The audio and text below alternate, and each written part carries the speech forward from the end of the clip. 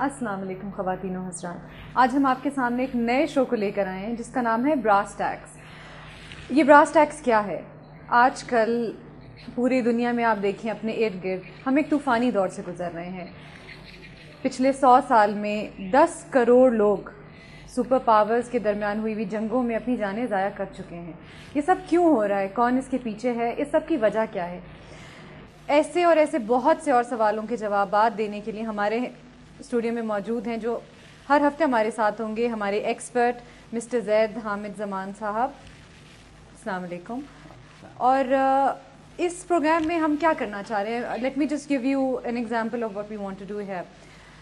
یہ ایک current affairs کا پروگرام بالکل نہیں ہے، جیسا کہ آپ لا تعداد چینلز پر دیکھتے ہیں۔ یہ شو ایک ڈیفینس اسٹریٹجک انالیسس کا شو ہے، اور اس شو میں ہم ان بے شمار سوالات کے جوابات دینے کی کوشش کریں گے جو ہمارے ذہنوں میں ہوتے ہیں۔ یہ کیسے ہوا؟ یہ کس نے کرایا؟ اس کے پیچھے کس کا ہاتھ ہے؟ وار آن ٹیرر کیا ہے؟ امریکہ کا رول کیا ہے؟ پاکستان کیا ٹھیک کر رہا ہے؟ کیا پاکستان ایک کٹ پتلی کی طرح استعمال ہو رہا ہے؟ ان سارے سوالات کے جوابات دینے کے لیے مسٹر زید بہت ساری میڈیا کا ہاتھ لیں گے، میڈیا کی مدد لیں گے، اور میپس کے چارٹس کے ذریعے آپ کو ان چیزوں سے آگاہ کریں گے۔ I think I should leave it to him to start the show and tell us something about yourself first of all. Thank you, Hina.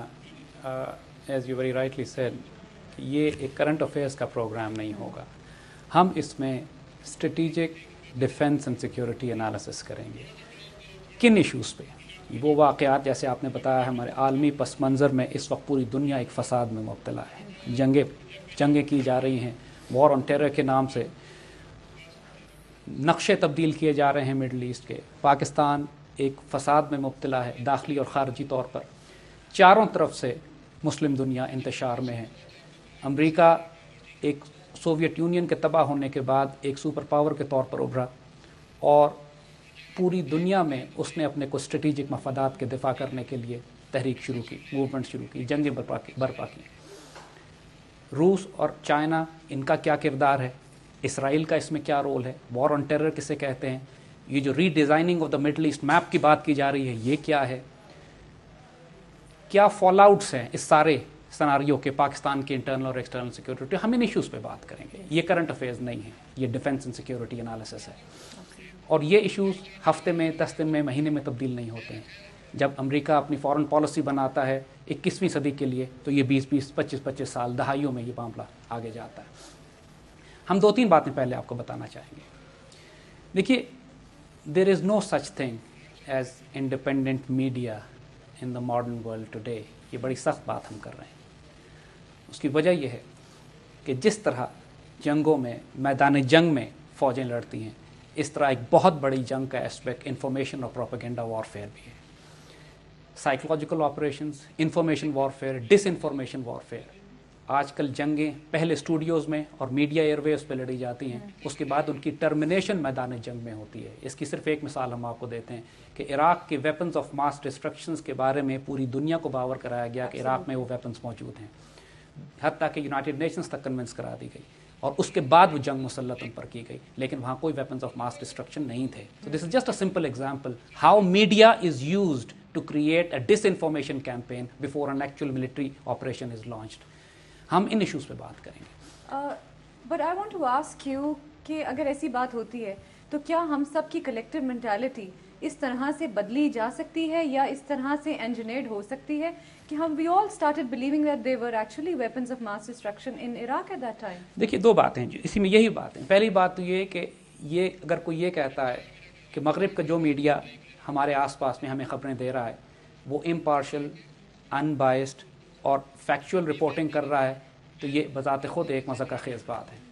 They are all instruments of foreign policy of their respective governments, یعنی اپنی اپنی حکومتیں ان تمام media کے وسائل کو استعمال کرتی ہیں اپنی فارن پالیسی کو آگے بڑھانے کے لیے، لہٰذا جو ان کے اصل راز ہوتے ہیں وہ ہم تک نہیں پہنچتے، عام لوگوں تک نہیں پہنچتے۔ اور دوسری بات، کوئی میڈیا اگر کوئی سچ بات بتا بھی دیتا ہے تو وہ اتنی مختصر اور اتنی چھوٹی اور اتنی بکھری بھی ہوتی ہے کہ ایک عام آدمی میں یہ صلاحیت نہیں ہوتی کہ اس کو جمع کر سکے اور ایک تصویر بنا سکے۔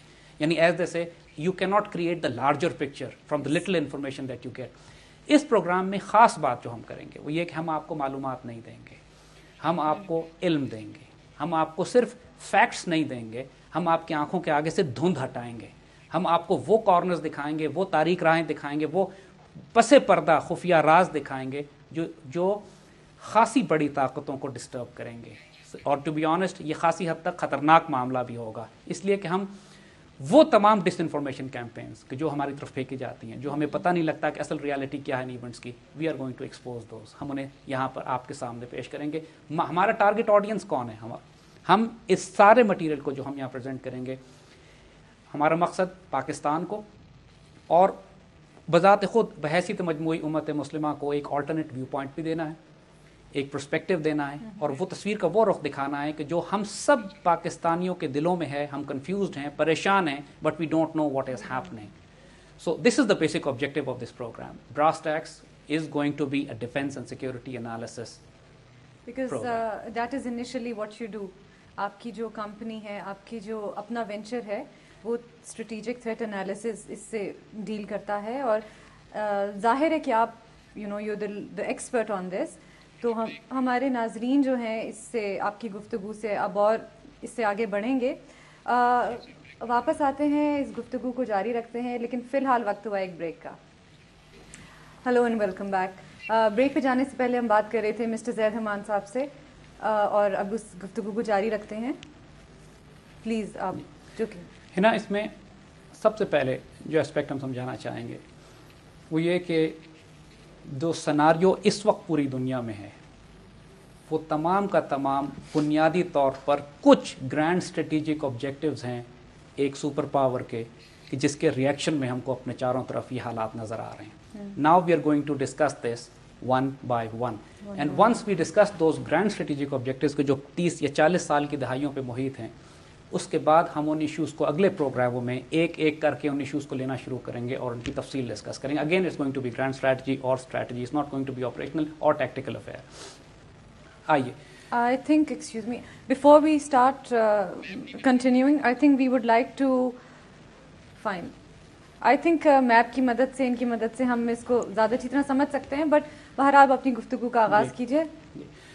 دیکھیے, کچھ اسپیکٹس ہیں particularly post 1924 scenario within the Muslim world. خلافت عثمانیہ 1924 کے بعد تباہ کر دی گئی تھی, اور خلافت عثمانیہ جو کہ کئی سو سال سے مسلمانوں کی ایک امپائر رہی, اس میں سے تقریباً 50 کے قریب مسلمان ممالک نکالے گئے. یعنی nation states, the concept of nation states came after 1924, کہ جب خلافت عثمانیہ کو ڈس انٹیگریٹ کر کے مسلم دنیا کے 50 سے زیادہ ممالک, جو کہ آج 57 کے قریب ممالک ہم بنتے.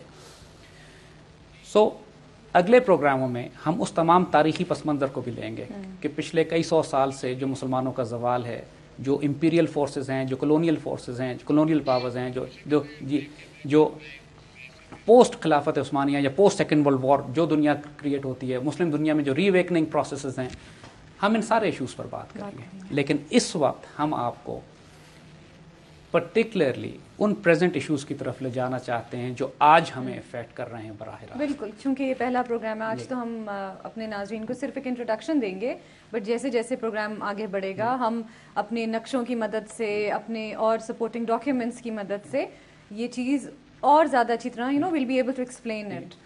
ہم اب سمپل اگر بات کریں کہ اس وقت پوری دنیا میں, خاص طور پہ مڈل ایسٹ, یوریشیا اور ایشین ریجن میں آپ کو جو جنگیں نظر آ رہی ہیں, چاہے وہ عراق انویژن ہو, چاہے وہ افغانستان کیمپین ہو, چاہے رشیا امریکہ کانفرنٹیشن ہو, چاہے چائنا امریکہ کانفرنٹیشن ہو, چاہے گریٹر اسرائیل کی بات ہو, چاہے پاکستان کے اطراف میں کیا ایران پہ انویژن کی بات ہو, یہ تمام معاملات جو ہیں they can be classified under 6 grand strategic objectives of US foreign policy.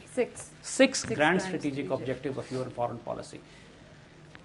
اس سے پہلے اگر ہم ان اپنی تمام گفتگو سے پہلے ان 6 آبجیکٹیوز کو ڈیفائن کر لیں تو باقی تمام یہ کمپلیکس پکچر جو ہمارے آس پاس ہے اس کو سمجھنا آسان ہو جائے. اچھا, تو مطلب آپ نے اتنا سمپلیفائی کر دیا اس کو عام فہم بنانے کے, اس میں کہ آپ نے 6 پوائنٹس میں سب کو ڈیوائڈ کر دیا ہے پوری US فارن پالیسی کو. You see, this is what the funny part of analysis is, that situation جو میڈیا کے ذریعے کنفیوز کی جاتی ہے اس کے پس پردہ معاملات بہت آسان ہوتے ہیں.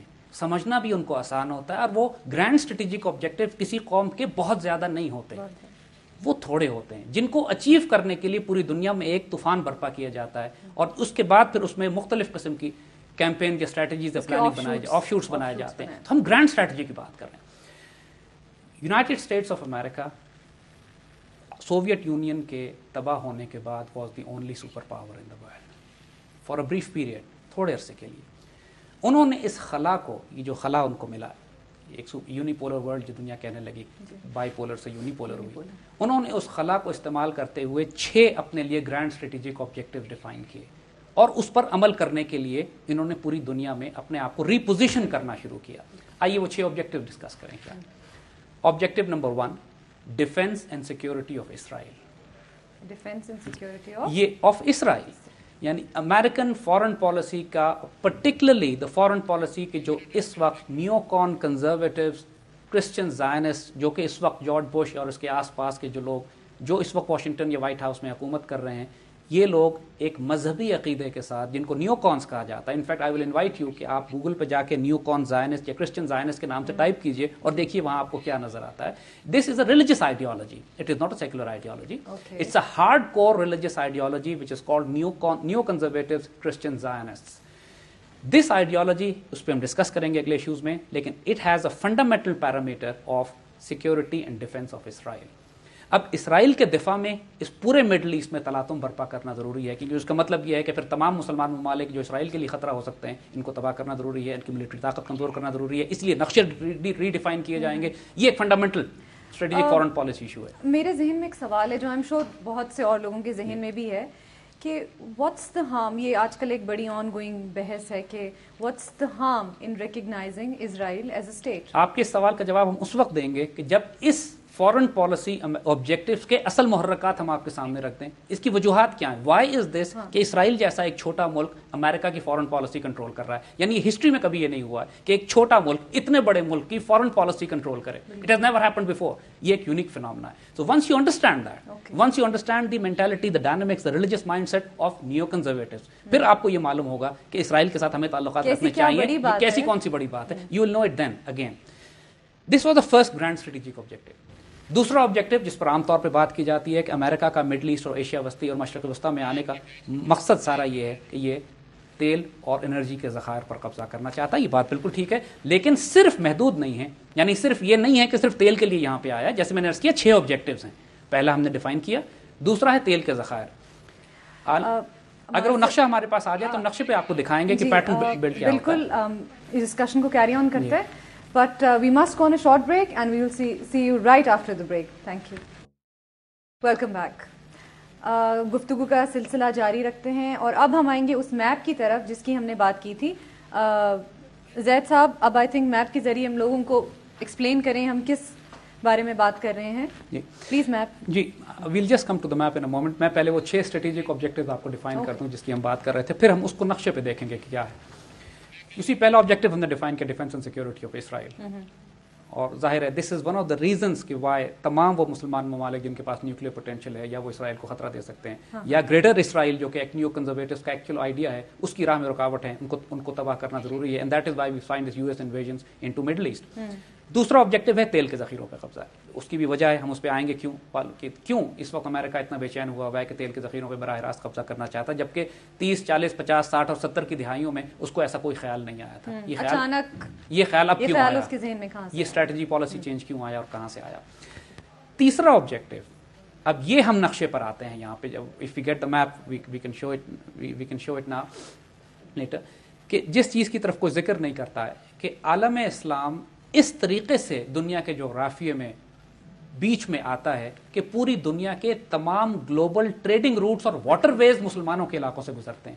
یعنی پوری دنیا کی تجارت مسلمانوں کے علاقوں سے گزرتی ہے. وہ سمندری راستے تمام, جس طرح تیل مسلمان کنٹرول کرتے ہیں اس طرح تمام دنیا کے سمندری اور پانی راستے بھی ہم کنٹرول کرتے ہیں. مثال کے طور پہ اگر ہم شروع کریں مغربی افریقہ سے, جبل الطارق اور جبرالٹر کا جو علاقہ ہے, جو جبرالٹر کی اسٹریٹس ہیں, وہ تمام مسلمانوں کے علاقے کے قریب سے گزرتی ہیں. اور اگر آپ نقشے پہ دیکھیں تو یہ جبرالٹر کی جو اسٹریٹس ہیں یہ مسلمانوں کے علاقے سے گزرتی ہیں. آپ تھوڑا سا آگے آئیں تو آبنائے باسفورس ہے کہ جو ترکی کے پاس ہے وہ مسلمانوں کے علاقے سے ہے. اس سے نیچے سوئز کینال ہے یہ مسلمانوں کے علاقے سے ہے. پھر یہ ہارن آف افریقہ ہے یہ مسلمانوں کے پاس ہے. یہ گلف ہے یہ مسلمانوں کے پاس ہے. اور انڈونیشیا کے پاس ملاکا اسٹریٹس ہیں یہ مسلمانوں کے پاس ہیں.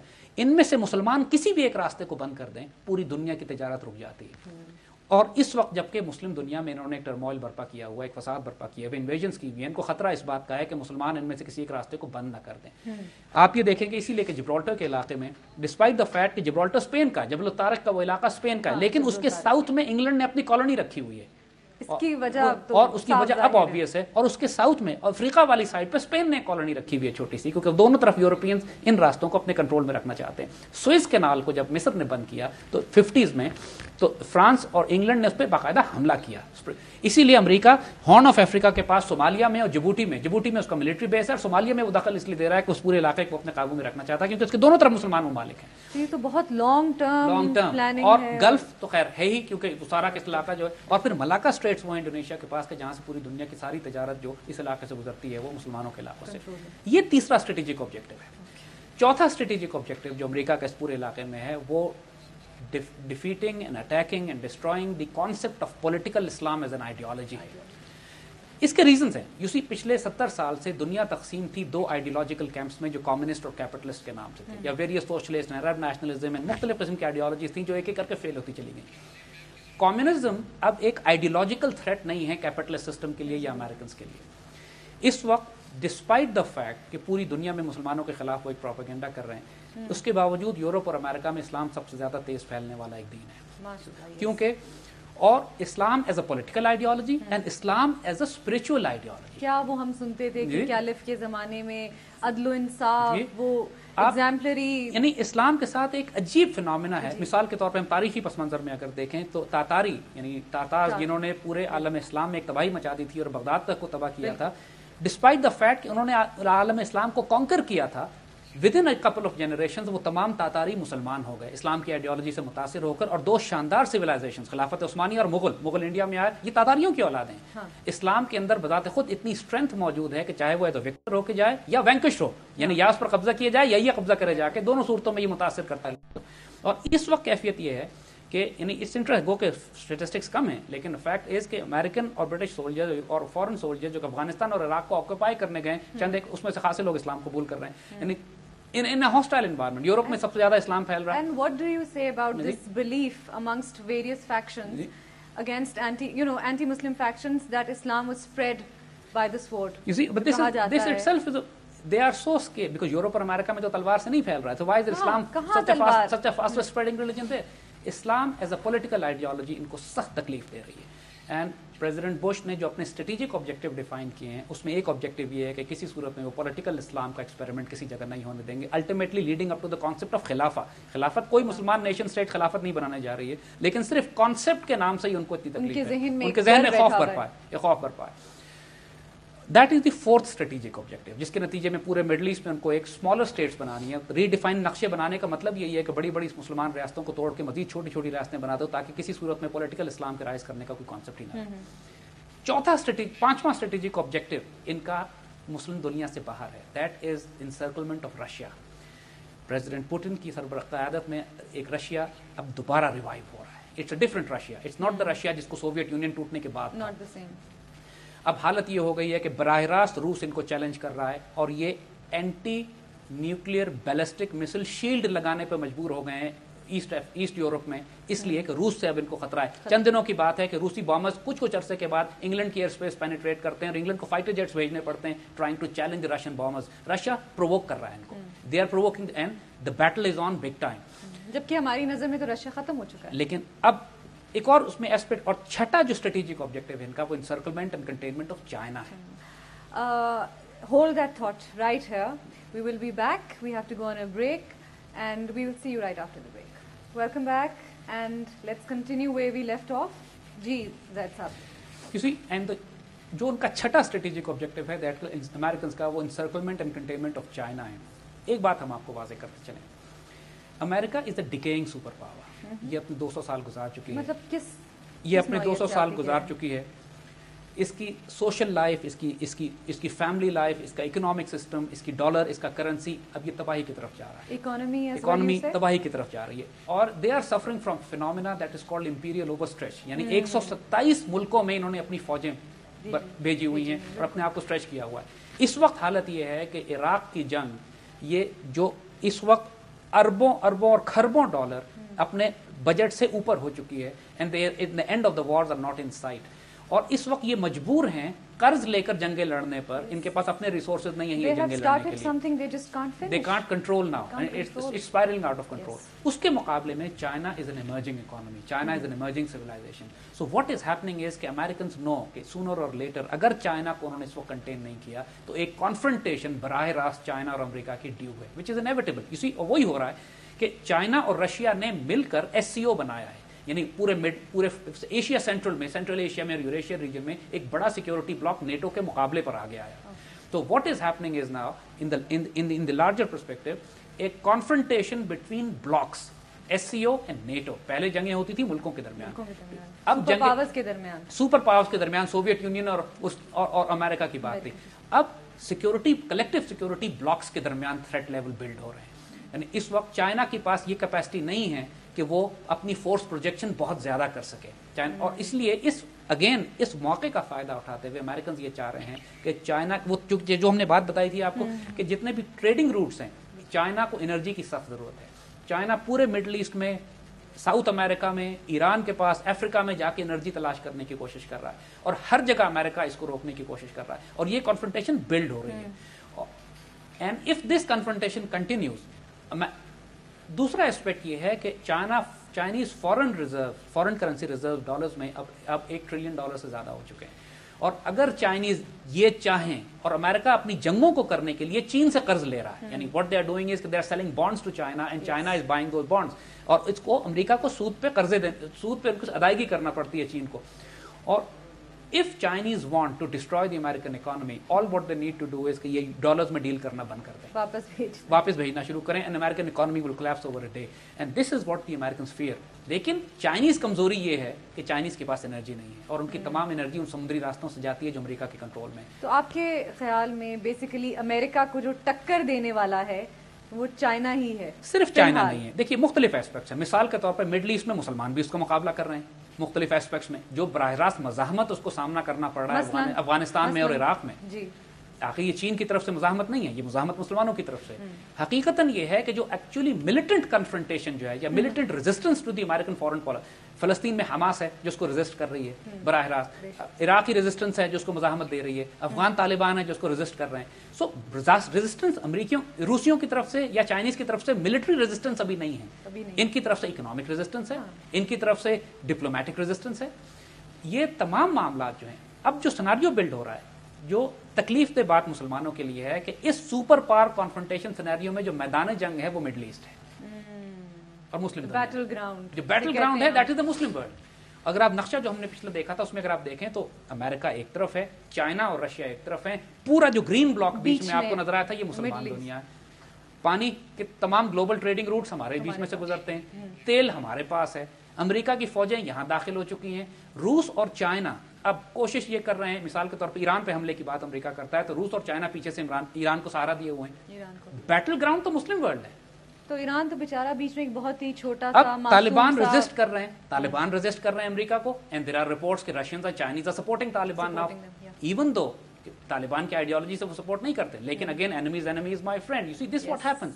ہم انہی ایشوز کو اگلے پروگراموں میں ڈسکس کریں گے ڈیٹیل میں کہ how does these fault lines cross, interaction ان کا کیا ہے, کہاں پہ دوست دشمن دوست بنتے ہیں, کہاں پہ تاریخی پس منظر تبدیل ہوتا ہے, اور ان کے یہ ساری جنگیں صرف آپ ان کو میدان جنگ میں نہیں, تاریخی اور فلسافیکل پلین پہ سمجھنا پڑتا ہے. اور these are the 6 objectives. Whatever we are going to discuss in the later program, یہی بات اگر آپ redrawing of the middle East میں آپ کی بات کرتے ہیں تو تعلق ڈیفینس آف اسرائیل سے بھی ہے, ڈیفیٹ آف پولیٹیکل اسلام سے بھی ہے, دونوں ایسپیکٹ اس میں کور ہوتے ہیں. اگر آپ گریٹر اسرائیل کی بات کرتے ہیں اگین دیٹ کور. اگر آپ بات کرتے ہیں افغانستان کے تھریٹس جو پاکستان کی طرف آ رہے ہیں, آج کل جو آپ دیکھتے ہیں کہ پاکستان کے نیوکلیر پروگرام کے خلاف اتنی باتیں ہو رہی ہیں, کیوں ایران کے نیوکلیر پروگرام کے خلاف اتنی باتیں, کیوں عراق کا نیوکلیر پروگرام پہلے تباہ کیا, کیوں لیبیا کا نیوکلیر پروگرام تباہ کیا, اور کیوں سیریا کا نیوکلیر پروگرام تباہ کیا, یہ سب What is the objective? Why they are primarily امریکہ ہی کی کرنی ہے in obviously your opinion and your analysis. What is interesting part is کہ یہ امریکہ نہیں چاہتا. امریکہ سے میرا مطلب ہے کہ امریکن پاپولیشن یہ نہیں چاہتا, اور اس کے allies یہ نہیں چاہتے. This is the Israeli game plan. تو مطلب کرنے والا وہ ہے اور کرانے والا یعنی اسرائیل. یہ سب سے فیسنیٹنگ ایسپیکٹ ہے اس سارے انالیسس کا کہ Israel is controlling the US foreign policy. And we will later discuss those that why aspects. اور ہم ساروں کی تفصیل ڈسکس کریں گے کہ یہ ہو کیسے رہا ہے, وہ کون کون سا بلیف سسٹم ہے, وہ کیا آئیڈیالوجی. اس لیے کہ جب تک آپ ان کے نظریات, ان کی آئیڈیالوجی, نیو کون کنزرویٹو زائنسٹ, ان کا ریلیجیس بلیف اور عقیدہ نہیں سمجھیں گے, آپ کو یہ سمجھ نہیں آئے گا کہ یہ کھیل ہو کیا رہا ہے. بالکل. آئی تھنک ہم بریک لے لیں ایک. ٹھیک ہے جی, بریک کے بعد دوبارہ ملتے ہیں. جی welcome back on Brass Tacks. اب ہمارے پاس چونکہ وقت کم رہ گیا ہے, میں چاہوں گی کہ آپ ہمارے دیکھنے والوں کو سارا کچھ جس کے بارے میں ہم نے آج بات کی ایک سمری دے دیجئے, ایک خلاصہ بیان کر دیں. You see, to summarize this all, again, coming up to اس پروگرام میں ہم اگلے سیشنز میں ہم کیا دیں گے. کچھ بات ہم نے کہی کہ it's going to be grand strategy, it's going to be defense and security analysis, current affairs نہیں ہے. دوسری بات, ہم یہ براہ راست اس بات کا انالیسس کریں گے کہ پاکستان پر ان باتوں کے اثرات کیا پڑتے ہیں. پاکستان ایک خاص یونیک پوزیشن رکھتا ہے عالم اسلام میں. اگر آپ یہ دیکھیے کہ ویسٹ افریقہ سے لے کر پوری مسلمان دنیا ایک ہی بلاک ہے, اور پاکستان پر آ کر یہ بلاک آخر میں رک جاتا ہے. اس کے بعد مسلمان دنیا ٹوٹ جاتی ہے. اچھا, یہ صرف اسٹریٹجک ہے یا کوئی اور بھی وجہ ہے پاکستان کی جو امپورٹنس ہے؟ میں اسی پہ عرض کر رہا ہوں آپ کو کہ یہ پورا مسلمان دنیا ایک بلاک ہے, اور پاکستان پر آ کے جغرافیائی طور پہ پاکستان کے بعد مسلم دنیا ٹوٹ جاتی ہے. بنگلہ دیش ہے اور انڈونیشیا ہے, وہ دور پھیلے ہوئے ہیں, ہم ایک ہی بلاک کے آخر میں. تو literally Pakistan is the last fortress in defence of the Muslim world. یہاں پر آ کر, اور پاکستان از دی اونلی نیوکلیئر پاور. اور اگر یہ پاکستان اس وقت اگر پاکستان کے خلاف پریشر بلڈ کیا جا رہا ہے نیوکلیئر ویپنس کو پاکستان کے لینے کا, تو اس کی ایک وجہ ہے. If Pakistan is decapitated, if Pakistan nuclear program is taken away, اس کے بعد عالم اسلام میں امریکن فارن پالیسی کو ریزسٹ کرنے والا کوئی ملک نہیں بچے گا. اور اس وقت almost practically Muslim world has been over run. یعنی اس وقت کیفیت یہ ہے کہ 1924 کے بعد جو ہم نے پہلے ذکر کیا تھا, وہ وقت ایسا تھا کہ تمام مسلم دنیا سوائے مکہ اور مدینہ اور افغانستان کو چھوڑ کر پوری مسلم دنیا کولونائز ہو چکی تھی. یعنی ہماری شکست کا یہ عالم تھا کہ مسلم دنیا کا ایک ملک بھی آزاد نہیں تھا. Every place was colonised. آہستہ آہستہ ملک آزاد ہونا شروع ہوئے. پہلے ہم پر انویژن کی گئی, فزیکل انویژن تھی. جب ملک آزاد ہونا شروع ہوئے تو اکنامک انویژن ہوئی. ہمارے تیل کے ذخائر, ہمارے سارے مسلمانوں کے جو ریسورسز ہیں مسلمانوں کے علاقوں پہ, ان پہ قبضہ کیا گیا. پھر ہم پر آئیڈیالوجیکل انویژن ہوئی, ایک سے ایک آئیڈیالوجی ہم پہ دی گئی. Arab nationalism, communism, socialism, capitalism, democracy. They tried to invade us with every ideology possible. Didn't work out. And fourth wave میں اب ہم پر combined invasion ہے, جس میں physical invasion دوبارہ ہو رہی ہے, دوبارہ مسلم لینڈز کو کانکر کیا جا رہا ہے, ہماری اکانومی پہ قبضہ کیا جا رہا ہے, ہماری آئیڈیالوجی ڈسٹرب کرنے کی کوشش کی جا رہی ہے, and we are being disintegrated. چھوٹے چھوٹے ملکوں میں 1924 میں جو نقشے تبدیل کیے گئے تھے, یہ ایک دوسرا پلان ہو رہا ہے اس مڈل ایسٹ اور مسلمان دنیا کے نقشے. پہلے ہم 57 ملک تھے, ہم کو اب 157 ملک بنانا چاہتے ہیں یہ, اور this is what the game plan. اور یہ سارا بیٹل فیلڈ ہم ہیں, Muslim world. So in this program we are going to discuss in future issues. 6 strategic objectives will remain in front of us always. And whatever else we are going to discuss اس umbrella کے نیچے. تو مطلب ایک بساط بچھی ہوئی ہے, ایک political strategic ایک بساط ہے, اور ہم سب موہرے ہیں, اور ہم کہیں بیچ میں. 19ویں صدی میں جو روس اور انگلینڈ کے درمیان ایشیا وسطی میں جنگ لڑی گئی تھی, اس کو گریٹ گیم کا نام دیا گیا تھا. Great game was never finished. آج بھی ہو رہا ہے گریٹ گیم. عالمی سطح پر جو بھی کھیل کھیلا جاتا ہے, بساط سجائی جاتی ہے, مورے آگے پیچھے کیے جاتے ہیں, اور اس کے اندر of course US foreign policy objectives جو بھی ہیں, ون تھنگ از assured, بے انتہا قتل و غارت ہوگا اگلے 3 سالوں میں. ہو چکا ہے اور کر رہے ہیں. عراق میں لوگوں کو اندازہ نہیں ہے, 10 لاکھ مسلمان وہاں قتل کیا جا چکا ہے. 40 لاکھ عراقی جو ہیں, عراق جو سب سے بڑا ملک تھا مسلمان ملکوں کا, وہ اب 40 لاکھ مہاجر ہو چکے ہیں اس کے اندر. اور یہ Iraq is almost a had less state, Afghanistan is almost a had less state. اور ان کا آبجیکٹو یہ ہے کہ ہیڈ لیس اسٹیٹ میں کیوس اور انارکی تو ہو سکتی ہے, یہ اسرائیل کے لیے خطرہ نہیں ہو سکتی. So the objective is to create more headless states within the Muslim world. Yes. And unfortunately, that focused and target of the entire campaign ultimately is Pakistan. And that is where we are going to discuss the threats and the responses that Pakistan can develop. بالکل بالکل. آپ نے I'm sure کہ ہمارے دیکھنے والوں کے ذہن میں بہت سے سوالات ہوں گے, تو اس کے لیے میں کہنا چاہوں گی کہ آپ ہم ای میلز ان کے کویشچنز, ان کی کوئریز جو ہیں انٹرٹین کریں گے. اس کے لیے آئی تھنک زید صاحب آپ بتائیے کہ نیچرلی یہ ہمارا پہلا پروگرام ہے. We are in the process of building our self. اگلے پروگراموں میں hopefully will be more organise. لیکن ہمارا ایک ای میل ایڈریس ہے, اگر جی میں info @brasstax BRASSTACKS, یہ جو ہمارے پیچھے لکھا ہوا ہے brasstax.biz BIZ info@brasstax.biz ہمیں ای میل کر سکتے ہیں. سوال ہوں, کوئریز ہوں, کوشچنز ہوں, اگلے پروگرام میں ہم بالکل. میں ایک دفعہ ریپیٹ کر دوں, ہمارا ای میل ایڈریس ہے info@brasstax.biz. آپ ہمیں لکھ سکتے ہیں, اپنے کوشچنز بھیجیے.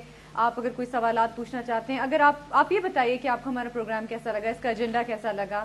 If you'd like to see some topic discussed here, so please do write to us and let us know what you think.